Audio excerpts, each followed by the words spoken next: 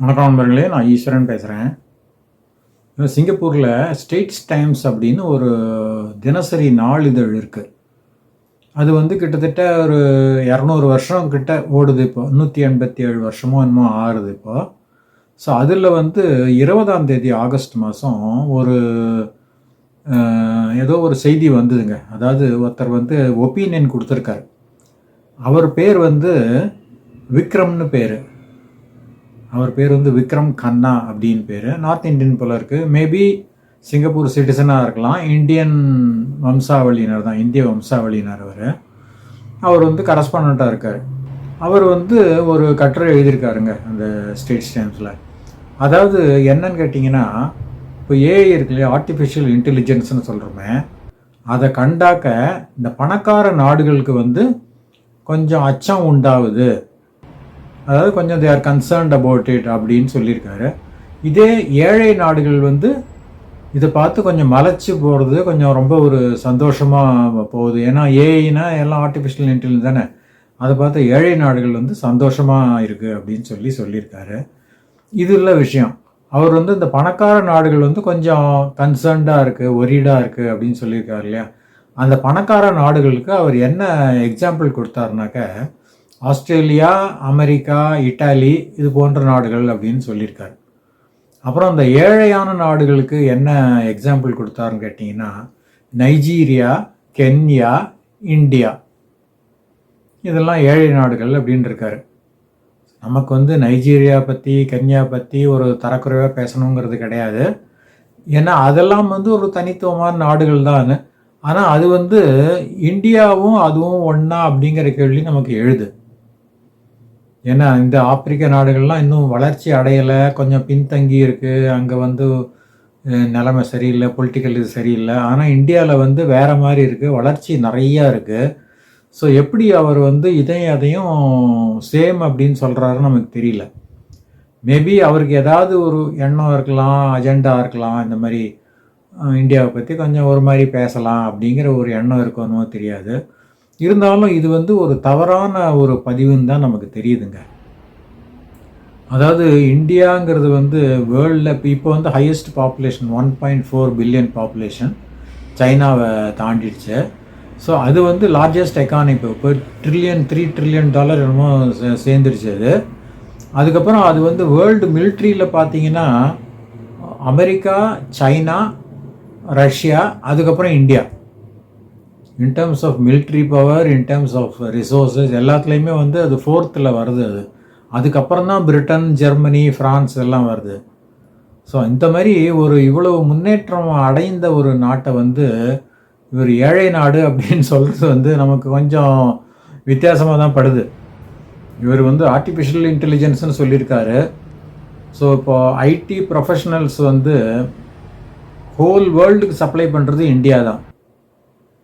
இந்தியாவில் இருக்கிற ID professional தான் எல்லா ஏரியாவிலேருந்தும் வராங்க. They are going to various countries, including developed countries like America, Australia, Canada, அந்த மாதிரி கண்ட்ரீஸ்க்கும் போகிறாங்க, சிங்கப்பூருக்கும் வராங்க. அதனால் ஐடியில் அவங்க தான் ஸ்ட்ராங்கு. அதில் எந்த விதமான மாற்று கருத்துக்கும் இடம் இல்லை. ஸோ அப்படி இருக்கும்போது இவர் எப்படி ஏழை நாடு அப்படின்னு சொல்கிறாருன்னு நமக்கு புரியல. அதாவது நிறைய பேருக்கு பார்த்தீங்கன்னா, இந்த இந்தியர்கள் வெளிநாட்டில் போய் செட்டில் ஆகிறாங்க இல்லையா, அவங்களுக்கு எப்போவுமே அது என்ன சைக்காலஜின்னு தெரில. இந்தியாவை பற்றி கொஞ்சம் ஒரு மட்டமாக பேசணும் அப்படிங்கிற மாதிரி ஒரு சைக்காலஜியில் இருக்காங்க. அதுக்கு எந்த விதமான லாஜிக்கும் கிடையாது, பேக்கிங்கும் கிடையாது. என்னமோ அது அவங்களுக்கு ஒரு இயல்பாக வருது. நிறைய பேர் நானும் பார்த்துருக்கேன் அந்த மாதிரி பேசுகிறாங்க. ஸோ இந்த திரு விக்ரம் கண்ணாங்கிறவர் அவர் ஸ்ட்ரெயிட்ஸ் டைம்ஸில் அவர் கரஸ்பாண்டாக இருக்கார்.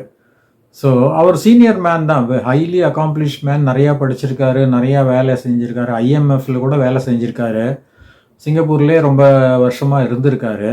ஸோ இவர் எழுதினா எல்லாரும் கொஞ்சம் நம்பிடுவாங்க, இவர் உண்மையாக தான் எழுதுவார் அப்படின்னு.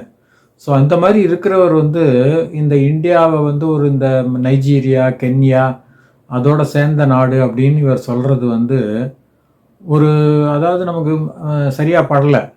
இது வேறு மாதிரி ஒரு இன்ஃபர்மேஷனை கொடுக்கும் படிக்கிறவங்க. ஏன்னா இங்கே படிக்கிறவங்க மெஜாரிட்டி சைனீஸு, மலைக்காரங்களும் இருக்காங்க, மற்ற இனத்தவரும் இருக்காங்க. அவங்களாம் படித்தாங்கன்னா they all impartial people.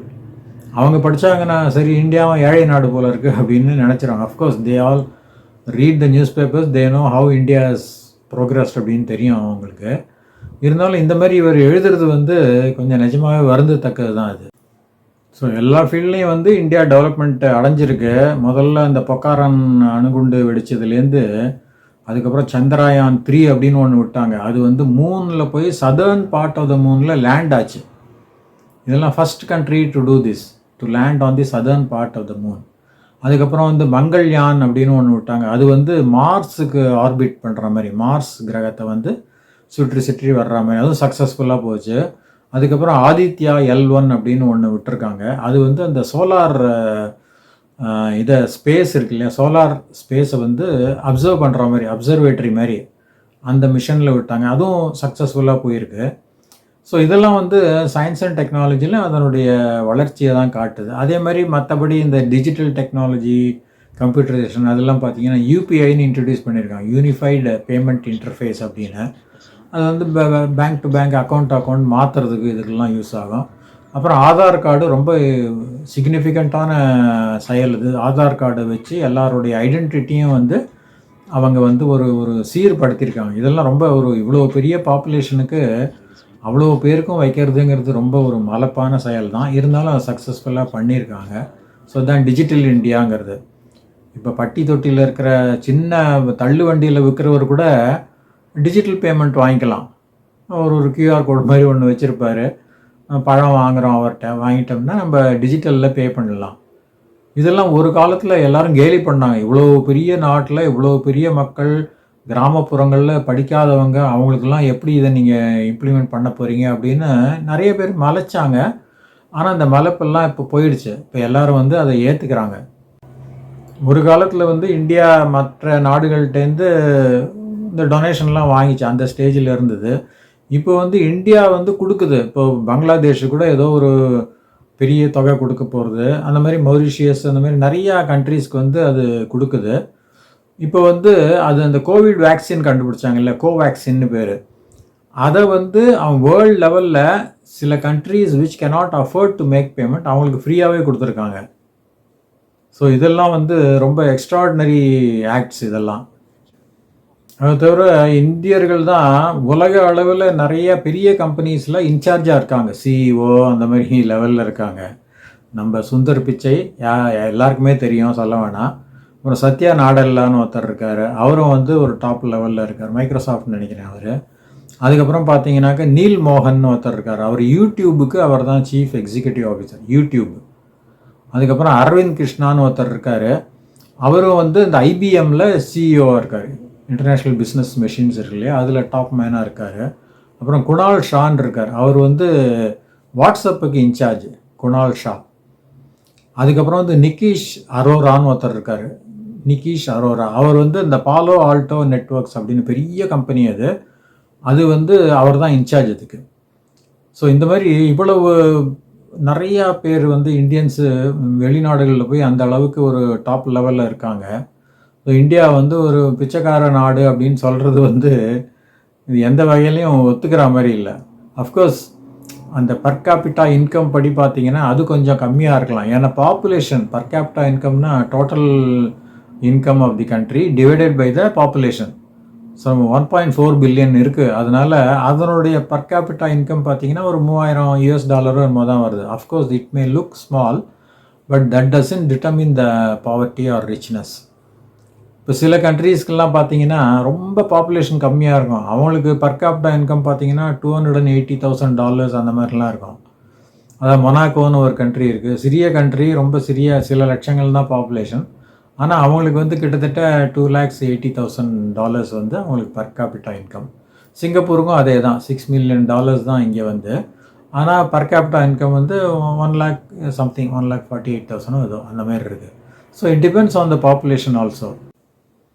So இந்த மாதிரி செய்தியாளர்கள், திரு விக்ரம் கண்ணா மாதிரி செய்தியாளர்கள் வந்து என்ன நினச்சி பதிவுகள் போடுறாங்கன்னு தெரியல. இருந்தாலும் அவங்க வந்து கொஞ்சம் கேர்ஃபுல்லாக இருக்கிறது நல்லது. அதாவது ரொம்ப ஒரு பிளாட்டண்ட்டாக ஏதாவது தவறாக போட்டு, மேபி அவருடைய எண்ணங்கள் அப்படி இருக்கலாம், அவர் வந்து சில ஒரு குறிப்பிட்ட இது ஃபாலோ பண்ணலாம். ஐடியாலஜி அரசியல் ரீதியாக அவருக்கு சில ஐடியாலஜி இருக்கலாம், சில கட்சிகள் சார்பு இருக்கலாம். அதை வச்சுன்னு நாட்டையே பற்றி ஒரு தவறான ஒரு இன்ஃபர்மேஷன் கொடுக்கக்கூடாது. அதையும் வந்து ஸ்டேட்ஸ் டைம்ஸ் வந்து கொஞ்சம் இதெல்லாம் கொஞ்சம் பார்த்துக்கும்னு நம்ம நினைக்கிறோம். ஏன்னா இந்த மாதிரி இன்னொருத்தர் கூட இருக்கார், ஸ்டேட்ஸ் டைம்ஸ்லேயே ஒரு கரஸ்பாண்டாக இருக்கார். அவர் போடுறது பார்த்தீங்கன்னா ரொம்ப இன்னும் கொஞ்சம் மோசமாக இருக்கும். அதாவது இந்தியா ஒன்றுமே இல்லைங்கிற மாதிரி போடுவார் அவர். அந்த மாதிரி எல்லாத்துக்கும் குறை கண்டுபிடிச்சின்னு போட்டுருவோம். அதாவது யார்கிட்டையுமேங்க எல்லாமே குறை இருக்காது, எல்லாமே நிறையும் இருக்காது, ரெண்டும் கலந்து தான் இருக்கும். ஸோ மெஜாரிட்டி நிறைய இருந்து கொஞ்சம் கம்மியாக குறை இருந்ததுன்னா that is okay, that is the reality in life. So அதெல்லாம் இவங்க வந்து கொஞ்சம் பார்த்து ஞாபகம் வச்சுக்கணும். ஏன்னா இவங்க போடுற பதிவுகள்லாம் நம்ம சொன்ன மாதிரி wide spectrum of people will read. So அவங்களுக்கு வந்து வேறு மாதிரி ஒப்பீனியன் ஃபார்ம் பண்ணுறதுக்கு ஆப்பர்ச்சுனிட்டி மாதிரி ஆகிடும் அது. அதனால் இவங்கெல்லாம் கொஞ்சம் ஜாக்கிரதையாக இருப்பாங்கன்னு நம்ம எதிர்பார்க்குறோம். அப்புறம் மீண்டும் சந்திக்கலாம். நன்றி, வணக்கம்.